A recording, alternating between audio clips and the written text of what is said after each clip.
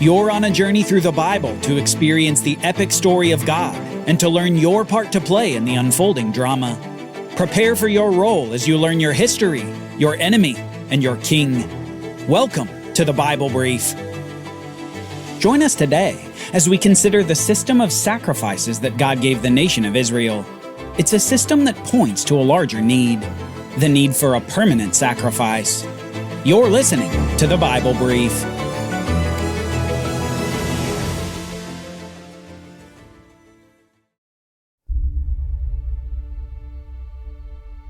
God is holy.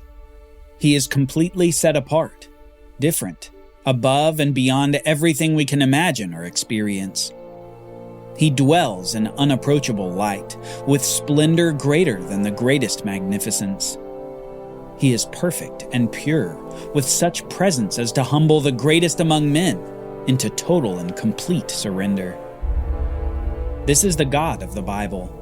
And this is the God who came upon Mount Sinai in fire and smoke, with the sounds of trumpets and thunder. He spoke, and the hearts of Israel melted in fear, so much so that after speaking those great 10 words, the people of Israel begged Moses to go to God on their behalf, instead of hearing God speak, lest they die from hearing God's voice. The Israelites got an up-close taste of God's magnificence and grandeur, an experience causing a visceral reaction against even listening to God, fearing that their very lives were threatened by the sound of his voice. But it would be through the law that God gave to the nation of Israel that he would emphasize his holiness to every generation to proceed from that point. God had given the 10 Commandments, and over the next 4 books of the Bible, he would continue to give over 600 laws to govern Israel in the land of Canaan. While the books Exodus, Leviticus, Numbers, and Deuteronomy contain narrative, all the narrative is interspersed with additional laws. Laws on social relationships, farming, clothing, home construction, and many other topics. But perhaps the very center of the law given through Moses to the people would be the system of sacrifices given to them. A system whereby the people could be in relationship with their utterly holy God. We left our discussion of the 10 Commandments making the observation that sins, like stealing or adultery, create stains upon the person who commits the sin, and create stains upon the reputation of God, who could appear to be overlooking sin. God could appear to be unjust and unrighteous if he allowed this behavior to go on with no consequence.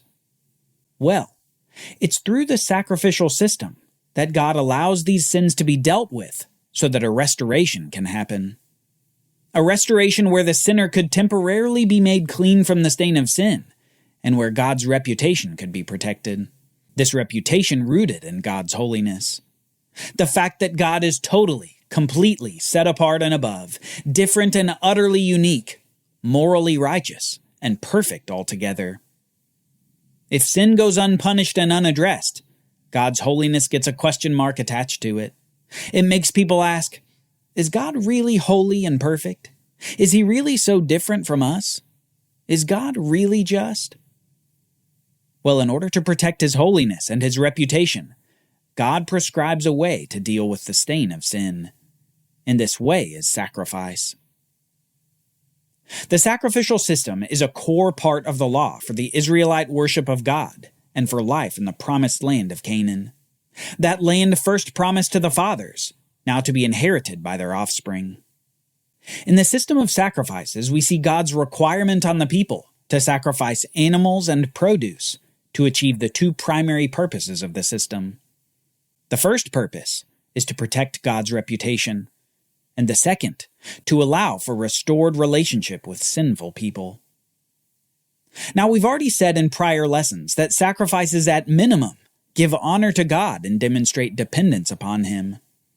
But it's through this narrative and these laws that we come to see that sacrifices also protect God's reputation and to emphasize his holiness. God doesn't simply ignore sin. His perfect moral righteousness can't do that. Justice requires a reckoning with sin, and so in his justice, God demands that something take the punishment that sin deserves. And through the sacrifices, he allows the Israelites to have animals be substitutes for them in death. Punishment is transferred from the human who sinned to the animal who did not. This death allows God's reputation of righteousness and justice to be maintained, while also allowing for the Israelites to draw near to God in relationship with Him. As we know from the very beginning, sin brings death, and death is meted out upon the innocent animal so that the sinning human can live another day. Substitution is at the heart of the system of sacrifices that God gave to the nation. Sacrifices that give honor to God, show dependence upon Him, protect His reputation, and allow for restored relationship with God. Honor, dependence, reputation, and relationship. Now, as we've said, this is a system of sacrifices, and the two main categories of sacrifice are worship and sin sacrifices. Worship offerings or worship sacrifices were most often whole animals or grains with olive oil and salt. These were offerings to primarily express faith in God, honor Him, and celebrate relationship with Him. For an Israelite to approach God in worship, one of these offerings was generally required. Worship offerings particularly focused on God's reputation. God was to be reverenced and respected by the people, and bringing a worship offering was a means to show God's worth and to give Him honor. In contrast, sin sacrifices were almost always animals, and these sacrifices have a special emphasis on the blood of the animal, cleansing from the defilement or impurity associated with sin. We talked about this with the idea of sin staining a person. These sacrifices were to bring a person to a normal, clean state before God, to take away the stain of sin. Don't forget, blood is the signifier of life in the Bible. This means that when blood was sprinkled as part of a sacrifice, it was life, covering over the death that defiled the sinning person. The stain of sin was being covered up by the blood of an animal instead of the blood of the sinner. Sprinkle the blood on the stain of sin, and the stain would be covered. And now, in a clean state, a worshiper could approach God in worship without fear of retribution or judgment by God.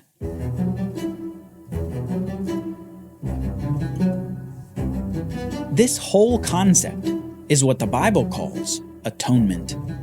And we can think of the act of atonement as the act of sin's stain being covered over. It's by virtue of this atonement covering the sinner that God and the sinner can come together again, without the stain of sin separating the holiness of God from the unholiness of the sinner. And this is what God has been leading to ever since the first covering at the garden. Do you remember what God gave Adam and Eve after they sinned? He gave them a covering of animal skin. God shed the blood of an animal to provide a cover for Adam and Eve. He was performing the very first act of atonement. And here in the law to Israel, He's expounding on what He started back with that very first couple. Now, this system of sacrifices is complex and detailed, so we're not going to go through more of this system for now, but you should read some of it for yourself. A good place to get the sense of the complexity and nuance of the system is in the book of Leviticus. This book describes the function of priests who would make these sacrifices before God on behalf of the other Israelites. And these priests came from only one of the 12 tribes of Israel, the tribe called Levi, named after one of the 12 sons of the man Israel. In His law to Israel, God said that men from a particular tribe should perform particular sacrifices in particular ways, in particular seasons, and on particular days for particular reasons. God gave the nation detailed rules for this sacrificial system that would protect His reputation and provide means of restoration for sinners. A further example of this is in the prescribed Day of Atonement, where the high priest from the tribe of Levi would ritually sacrifice 2 animals to cover over or atone for his sins and for the sins of all the people. This was one important day among many seasonal and other ritual sacrifices in the system. But don't miss the implication of what we've talked about. These sacrifices have to be repeated over and over again. As sins stack up, sacrifices stack up with them. The restoration of sinners through innocent animal blood was only temporary, because sinning again would stain again and require blood again. Nothing in the system provided the means to stop sinning. Nothing was yet given by God to stop the sin that caused the stain. There was no blood that made the sinner unstainable again. It was simply a cycle of sin and blood, sin and blood. And this is a theme that runs at the core of the Bible story. Every time we read about a sacrifice, we're reminded of the insufficiency of this sacrificial system to truly cleanse a person from the inside out. Human corruption was not solved by the sacrificial system. It's because the system only dealt with the effects of human corruption. It's only later in the Bible that we see someone deal with the cause of that very corruption. But we're not there yet. Before that, we have these sacrifices, commanded by God not only to be done, but to be done at a particular location that he prescribes. For Israel, sacrifices were to largely be done at a place called the Tabernacle. This is the name of an elaborate tent that God had the Israelites construct according to exacting specifications. A tent constructed of valuable materials there in the wilderness of Sinai. This tabernacle, also called the tent of meeting, was the place where the people of Israel would meet with God. Just like we saw God come down on Mount Sinai, it would be in this tent where God would put his presence after Sinai. This tent, this tabernacle, would become the place where God dwelt among his people, who, though sinners, could approach God through the shedding of innocent blood. The tabernacle would become the center of life for the people of Israel. It would be the place of sacrifice, the place of God's presence, and the place of meeting with God on the earth. Yahweh, the God who spoke to Moses from the burning bush, who delivered the Israelites from Egyptian slavery, has begun giving his people a law at Mount Sinai. This law is the basis of the Sinai covenant and has its foundation in the Ten Commandments. It's to govern the nation of Israel in the land of Canaan. Though the law includes many requirements and stipulations, at its core lies the sacrificial system that allows for the atonement covering over sin. This law, if followed, would result in blessing, but if not, would result in cursing and expulsion from the promised land of Canaan.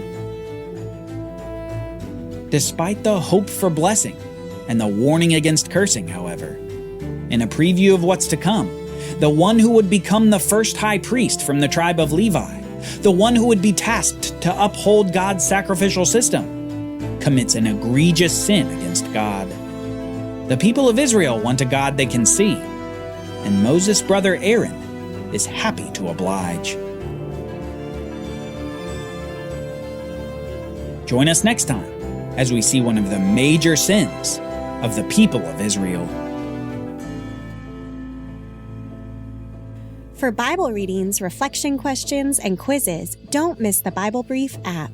Available on iOS and Android so you can go deeper into the story. The Bible Brief is a project of the Bible Literacy Foundation, a nonprofit dedicated to helping you learn the Bible. Give to support the Bible Brief by visiting BibleBrief.org or tap the Give link in the show notes. Thank you for supporting the Bible Literacy Foundation.